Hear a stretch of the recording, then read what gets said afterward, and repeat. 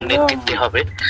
দ্বিতীয় কথা হচ্ছে আমরা সাংগঠনিকভাবে আমরা ইতিমধ্যে আপনারা জানেন যে আমরা প্রায় প্রতিটি উপজেলায় আমাদের আমরা হ্যাঁ ভোটের পক্ষে প্রচারণা করেছি আজকেও বাইশারি সহ অন্যান্য জায়গায়, এবং আমরা প্রতি মুহূর্তে মানুষের দুয়ারে, যেখানে 30-40 বছরে কেউ কোনো রাজনীতিবিদ কোনো ঘরে যায়নি, সেখানে আমরা কিন্তু যাচ্ছি।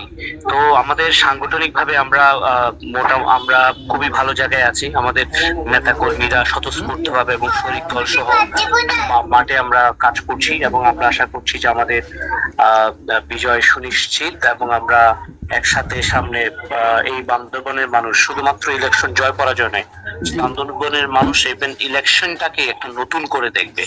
যেখানে আগে মানুষ এক ধরনের দেখতো, আগে যেটা করতো কোনো ভাবে আসতো না, প্রার্থী বা জনগণের কাছে যেত না, বড় বড় শুডাউন করে হতো। কিন্তু এবারে জনগণ, বান্দরবনের জনগণ এবারে বিজয়ী হবে ইনশাআল্লাহ। আপনি কি জামাতের যারা আছেন এখানে প্রার্থী, আপনারা তো জোটের প্রচারণায় কি ওনারাও অংশগ্রহণ করবেন আপনাদের সাথে এই ধরনের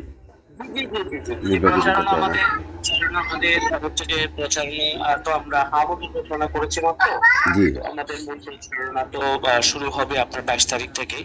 তো আমাদের একসাথে শরিক দলের পরিকল্পনা, একসাথেই সকল কিছু হবে। এটা এখানে আমরা প্রত্যেকেই এক, আমাদের অন্যান্য আসনগুলোতে কাজ করছেন, অলরেডি আমরা কাজ করছি।